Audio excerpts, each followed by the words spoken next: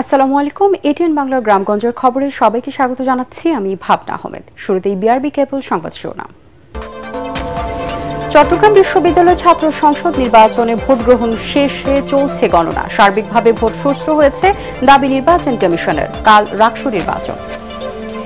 PR পদ্ধতিতে নির্বাচনের দাবিতে যারা আন্দোলন করছে তারা নির্বাচন ভণ্ডুল করতে চায়। অভিযোগ মির্জা ফখরুলের দেশে বিভাজন সৃষ্টি না করার আহ্বান। জুলাই জাতীয় সনদে পিআর পদ্ধতি অন্তর্ভুক্ত সহ ৫ দফা দাবিতে দেশের বিভিন্ন স্থানে মানববন্ধন করেছে জামায়াত ইসলামী। এবং ৮ বছরেও শুরু হয়নি সিরাজগঞ্জ দ্বিতীয় অর্থনৈতিক অঞ্চলের কাজ, হতাশ উদ্যোক্তারা।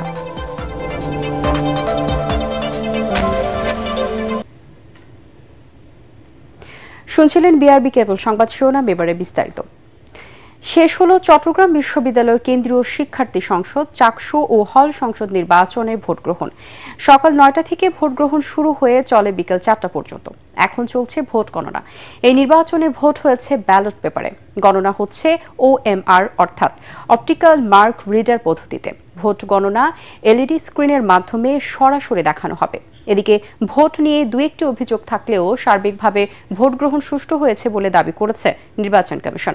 অন্যদিকে কারচুপির অভিযোগ এনে নির্বাচন প্রত্যাখ্যান করেছেন রেভলিউশন ফর স্টেট অফ হিউম্যানিটির ভিপি ও জিএস প্রার্থী। চট্টগ্রাম থেকে আবুল হাসনাত ও তামিম মাহমুদের পাঠানো তথ্যচিত্রে বিস্তারিত জানাচ্ছেন জাহিদুল আলম।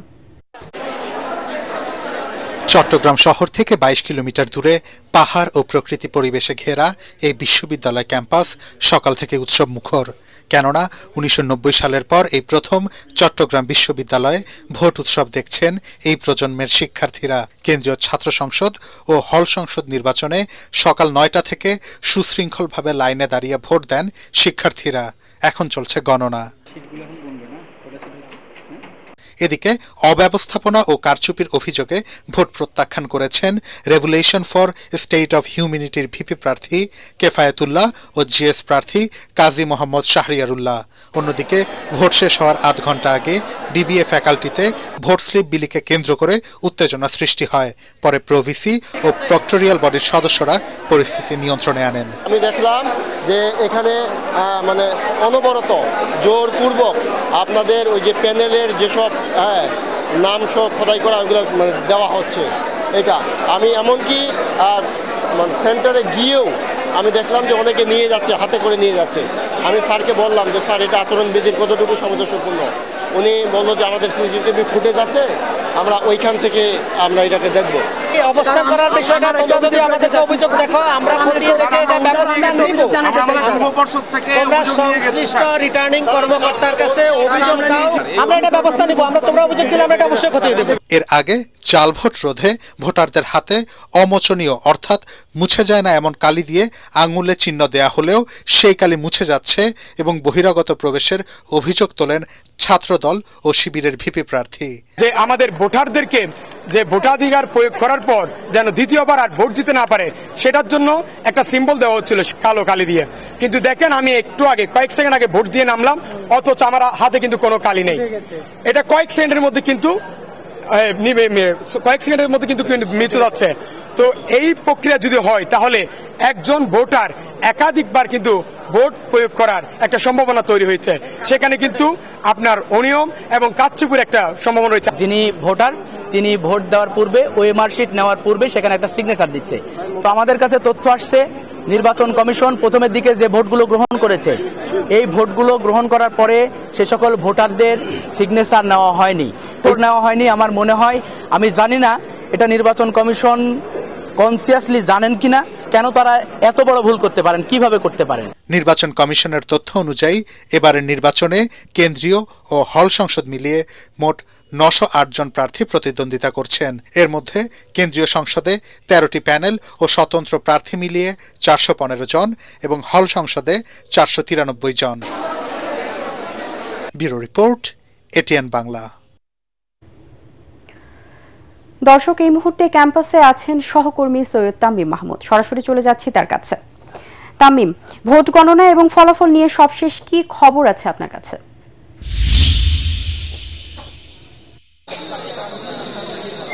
ভাবনা আমি এই মুহূর্তে আছি চট্টগ্রাম ক্যাম্পাসের যে চাকসু ভবন যেটিকে নিয়ে সবার আগ্রহ, সেই আগ্রহের কেন্দ্রবিন্দুতে আমরা এখন আছি। আমরা এই 4টা পর্যন্ত আমরা যেটা দেখেছি একদম সুষ্ঠু এবং শান্তিপূর্ণভাবে কিন্তু ভোট গ্রহণ হয়েছে। চট্টগ্রামের বিশ্ববিদ্যালয়ের যেই 13টি প্যানেল তাদের মধ্যে যে ভ্রাতৃত্ব এবং ভ্রাতৃত্বের যে বন্ধন, সেই বন্ধন কিন্তু অটুট ছিল। তবে শেষ মুহূর্তে এসে কিছু পাল্টা অভিযোগ এসেছে। আমরা এই 4টার নির্বাচন শেষ হওয়ার পরে আমরা দেখেছি 4টা প্যানেল এখন পর্যন্ত একটি প্যানেল এখন পর্যন্ত তারা ভোট প্রত্যাখ্যান করেছে। বাকি প্যানেলগুলো থেকে বিভিন্ন ধরনের অভিযোগ এনেছে, যেমন অমোচনীয় কালির কথা বলা হচ্ছে, 100 মিটারের মধ্যে যে প্রচার প্রচারণা করা যাবে না সেগুলোর কথা বলা হচ্ছিল, কিন্তু প্রচার প্রচারণা করা হয়েছে। আবার কোনো পক্ষ থেকে বলা হচ্ছে যে তারা লিখিতভাবেই মানে ভোটারদেরকে কোনোভাবেই দিয়ে দিয়েছে যে যাতে তারা প্রভাবিত হন। এই ধরনের নানা অভিযোগ কিন্তু করা হচ্ছে।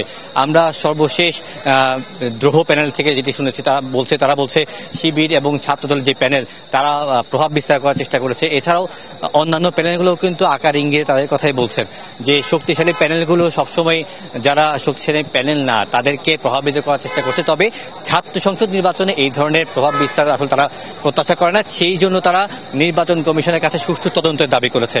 এছাড়াও চট্টগ্রাম বিশ্ববিদ্যালয়ে যে নির্বাচন পরবর্তী এখন কিন্তু ভোট গণনা চলছে, 5টি যে কেন্দ্র আছে সেখানে কিন্তু ভোট গণনা চলছে এবং নির্বাচন কমিশনের সাথে আমরা কথা বলেছি, তারা জানিয়েছেন ভোট গণনা শেষে যে দুটি প্রক্রিয়া ভোট গণনা শেষে কেন্দ্রীয়ভাবে এই চাকসু ভবনে কিন্তু কেন্দ্রীয়ভাবে এই ভোটের রেজাল্ট ডিক্লেয়ার করা হবে। সেই ক্ষেত্রে সময় 8 থেকে 10 ঘন্টার কথা বলা হলেও যদি এই প্রক্রিয়া আরও সময় লাগে তখন হয়তো আরেকটু সময় বেশি লাগতে পারে। এছাড়াও আমরা ছাত্রছাত্রীদের সাথে কথা বলেছি, তারাও বলেছে যে এই ধরনের একটি উৎসাহ উদ্দীপনার মধ্য দিয়ে তারা ভোট দিয়েছে এবং কোনো ধরনের অপ্রীতিকর ঘটনা ঘটেনি। তবে তারা একটি কথা বলছে যে যেহেতু 40টি ভোট দেওয়া লাগছে একজনকে, সেই ক্ষেত্রে 10 মিনিটের অধিক সময় লাগছে।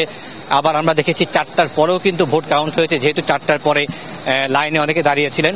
তো সবকিছু মিলিয়ে এত সব ভোগান্তির পরও তারা কিন্তু একটি উৎসব মুখর পরিবেশের মাধ্যমে ভোট দিয়েছে এবং তারা যেটি বলছেন যে তাদের এই ভোটাধিকারের মাধ্যমে তারা যে প্রশাসনের কাছে যা চাওয়া পাওয়া, আবাসন সহ যাত্রী সেবা, এসব সব সহ যে ধরনের চাওয়া এবং প্রাপ্তি, সেই প্রাপ্তিটা তারা আদায় করতে পারবে। এছাড়াও যে প্রশাসনের পক্ষ থেকে বলা হচ্ছে একটি সুষ্ঠু এবং নিরপেক্ষ ভোট উপহার দিতে যা যা করা প্রয়োজন সব তারা করবেন। এছাড়া যে সব অভিযোগগুলো এসেছে সেগুলো তারা তদন্ত করে সঠিকভাবেই তা উপস্থাপন করবেন। চট্টগ্রাম বিশ্ববিদ্যালয় থেকেও এই ছিল সেই সম্পূর্ণ আমার ভাবনা। তামিম, আপনাকে ধন্যবাদ। পরবর্তী কোনো খবরের জন্য আপনার সাথে যোগাযোগ করা হবে। এদিকে আগামীকাল অনুষ্ঠিত হতে যাচ্ছে রাজশাহী বিশ্ববিদ্যালয় কেন্দ্রীয় সংসদ ও হল সংসদ নির্বাচন। এরই মধ্যে ব্যালট বাক্স সহ নির্বাচনী সরঞ্জাম ভোট কেন্দ্রে পৌঁছানো সহ সকল প্রস্তুতি শেষ করেছে নির্বাচন কমিশন।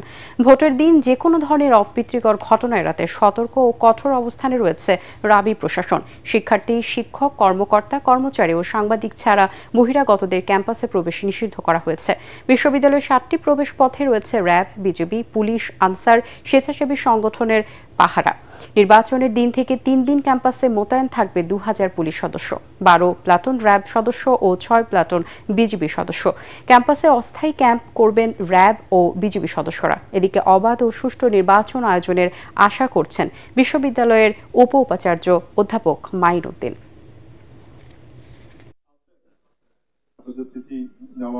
আইন শৃঙ্খলা অবনতির আমরা আশঙ্কা করছি না, তারপরেও যদি কোনো মহল চেষ্টা করে আমরা কিন্তু সেটাকে কঠোরভাবে আমরা ব্যবস্থা নিব। আমরা কিন্তু আইন প্রয়োগের ক্ষেত্রে আমরা কোনো ছাড় দিব না।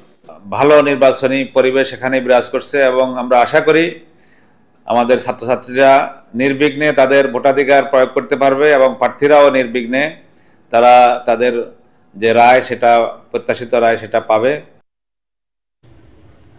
পিআর পদ্ধতিতে নির্বাচনের দাবিতে যারা আন্দোলন করছে তারা নির্বাচন ভণ্ডুল করতে চায় অভিযোগ করেছেন বিএনপি মহাসচিব মির্জা ফখরুল ইসলাম আলমগীর।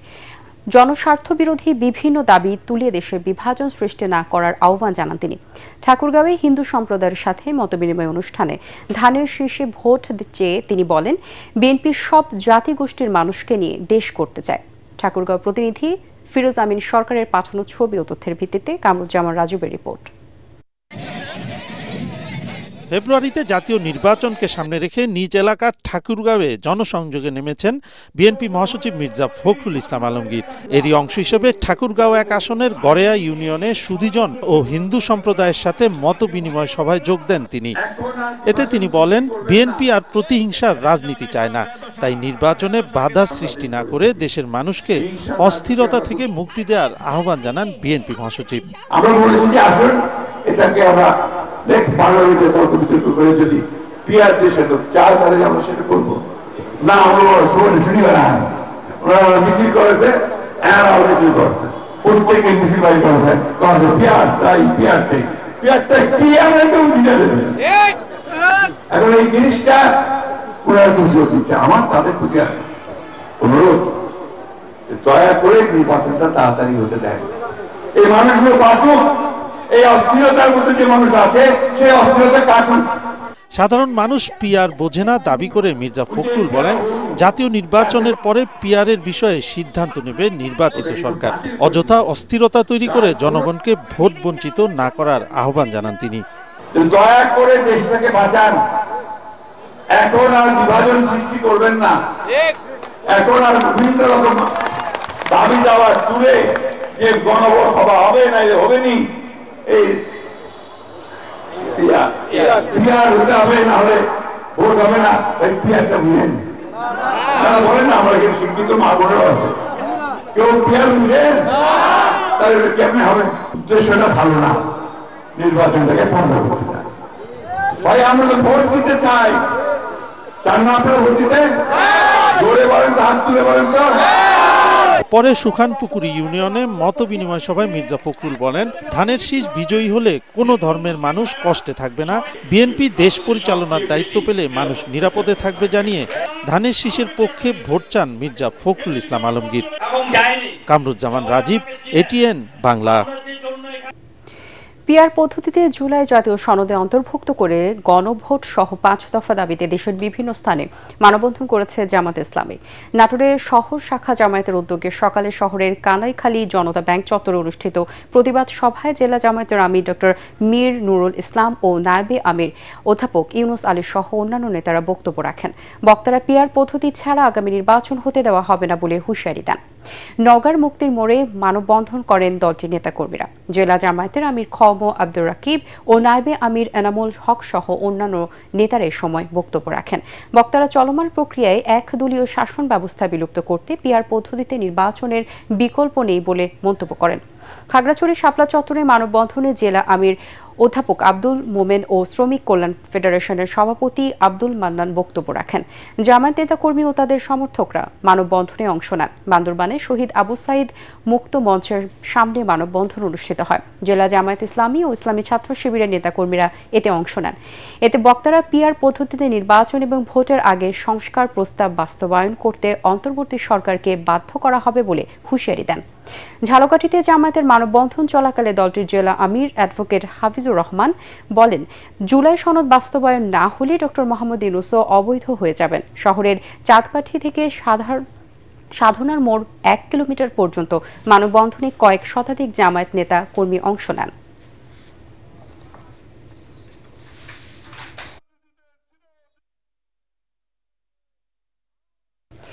এমপিওভুক্ত শিক্ষা প্রতিষ্ঠানের শিক্ষক ও কর্মচারীদের চলমান আন্দোলনে হামলাকারী পুলিশের দৃষ্টান্তমূলক শাস্তি এবং 3 দফা দাবি আদায়ে রংপুর প্রেস ক্লাবের সামনে মানববন্ধন কর্মসূচি পালন করেছে কলেজ বিশ্ববিদ্যালয় শিক্ষক সমিতি। মানববন্ধন শেষে একটি বিক্ষোভ মিছিল নগরের বিভিন্ন সড়ক প্রদক্ষিণ করে। একই ঘটনার প্রতিবাদে লালমনিরহাটে মানববন্ধন ও বিক্ষোভ সমাবেশ করেছে বাংলাদেশ মাদ্রাসা শিক্ষক কর্মচারী ফোরাম। জেলার মিশন মোড় চত্বরে এই মানববন্ধন এবং সমাবেশ অনুষ্ঠিত হয়। সমাবেশে জেলার শিক্ষক নেতারা বক্তব্য রাখেন। বক্তারা অবিলম্বে তাদের 3 দফা দাবি মেনে নেওয়ার আহ্বান জানান।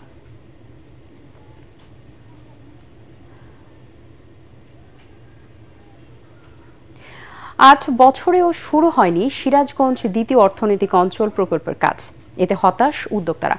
অন্যদিকে প্রকল্পের জন্য অধিগ্রহণ না করেই মাটি ভরাট করায় জমির মালিকদের সাথে জেলা প্রশাসনের বিরোধ চরম আকার ধারণ করছে।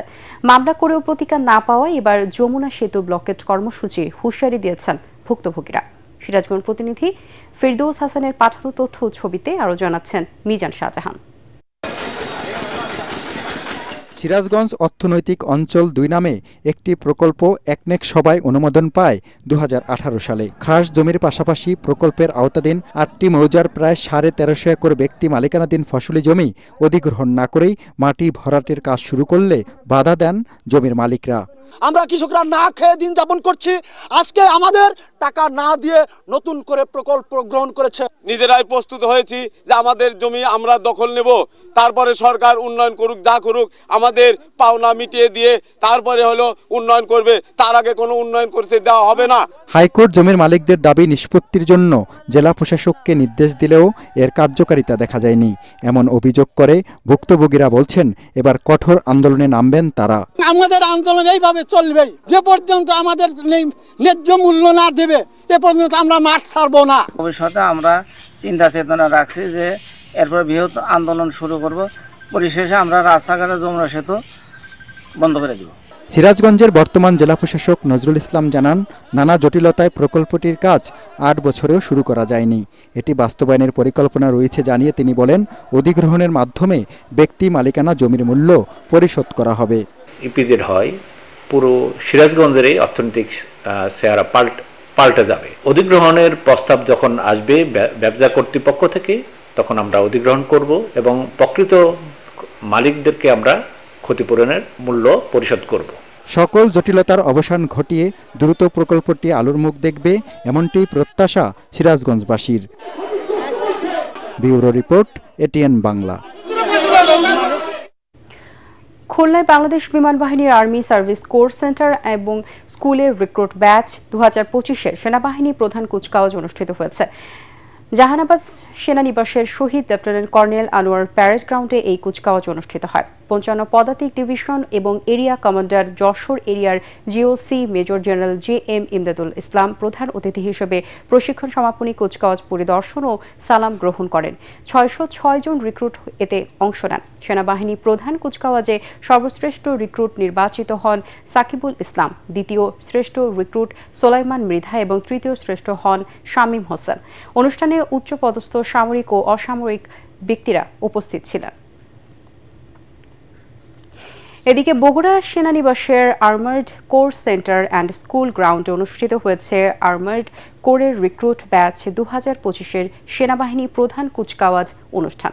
এতে প্রধান অতিথি ছিলেন জিওসি 11 পদাতিক ডিভিশন ও area commander Bogura area major general Touhidul Ahmed. এ সময় তিনি আধুনিক ও যুগোপযোগী প্রশিক্ষণের মাধ্যমে দক্ষতা অর্জন করে 21শ শতাব্দীর কঠিন চ্যালেঞ্জ মোকাবেলায় প্রস্তুত থাকার জন্য নবীন সৈনিকদের প্রতি আহ্বান জানান। আজকের এই প্যারেডের মাধ্যমে আর্মার্ড কোরের 169 জন সৈনিক সেনাবাহিনীতে নবীন সৈনিক হিসেবে যোগদান করল।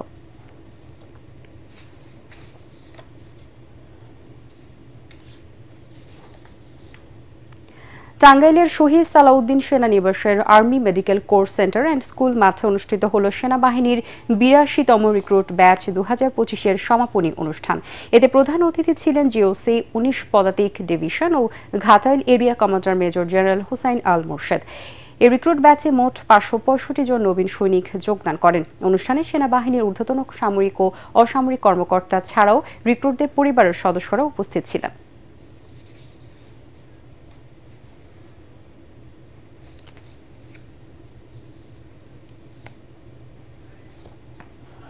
ময়মনসিংহের গফরগাঁওয়ে তারেক রহমানের উত্থাপিত 31 দফা বাস্তবায়নের বার্তা জনগণের কাছে পৌঁছে দিতে এবং ধানের শীষে ভোট চেয়ে ব্যাপক প্রচারণা চালানো হচ্ছে।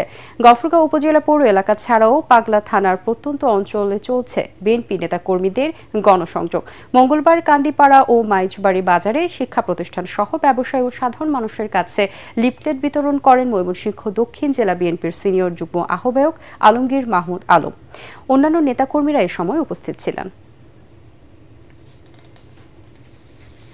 মাদারীপুর ও রাজবাড়ীর পদ্মা নদীতে নিষেধাজ্ঞা অমান্য করে ইলিশ নিধনের মহোৎসব শুরু হয়েছে। বিশেষ করে পদ্মার 80 কিলোমিটার অংশে চলছে ইলিশ শিকারের উৎসব। বিভিন্ন স্থানে অস্থায়ী বাজার বসিয়ে অবাধে চলছে ইলিশ বেচাকেনা, চলছে উন্মুক্ত নিলামে বিক্রি। প্রতি কেজি ইলিশ 400 টাকা থেকে 1500 টাকা পর্যন্ত বিক্রি হয়েছে। জেলেদের খাবারের জন্য বসেছে অস্থায়ী দোকান, সেখানেও বিক্রি হচ্ছে অন্যান্য খাবারের সাথে রান্না করা পদ্মার ইলিশ। এদিকে ইলিশ রক্ষায় নিয়মিত অভিযান চালাচ্ছে প্রশাসন। ইতোমধ্যে বহু জেলে জরিমানার আওতায় এসেছে। পুড়িয়ে ধ্বংস করা হয়েছে বিপুল পরিমাণ কারেন্ট জাল। তবু থামছে না অসাধু জেলেদের দৌরাত্ম্য। মা ইলিশ রক্ষায় 3 অক্টোবর থেকে 25 অক্টোবর পর্যন্ত সারা দেশে ইলিশ ধরা, বিক্রি, পরিবহন ও সংরক্ষণ সম্পূর্ণ নিষিদ্ধ করেছে সরকার। যশোরের শার্শায় 3 দিনের ব্যবধানে 2 ভ্যান চালককে হত্যার প্রতিবাদে মানববন্ধন ও সড়ক অবরোধ কর্মসূচি পালন করেছেন স্থানীয় ভ্যান ও রিকশা চালকরা।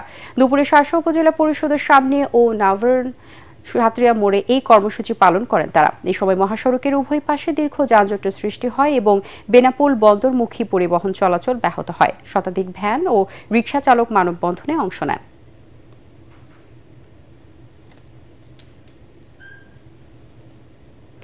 কুমিল্লার সীমান্ত এলাকা থেকে একটি মিনি ক্যাভার্ড ভ্যান সহ 1,74,32,000 টাকা মূল্যের অবৈধ ভারতীয় শাড়ি ও মোবাইল ফোনের ডিসপ্লে আটক করেছে বিজিবি।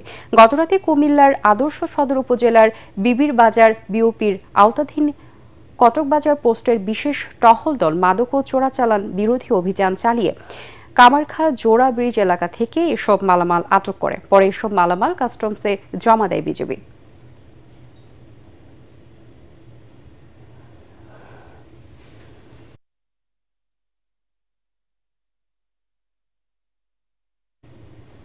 পরবর্তী সংবাদ দেখার আমন্ত্রণ জানিয়ে এখনকার মতো শেষ করছি। এটিএন বাংলার সংবাদ ইউটিউবে দেখতে ব্রাউজ করুন youtube/ATN বাংলা নিউজ।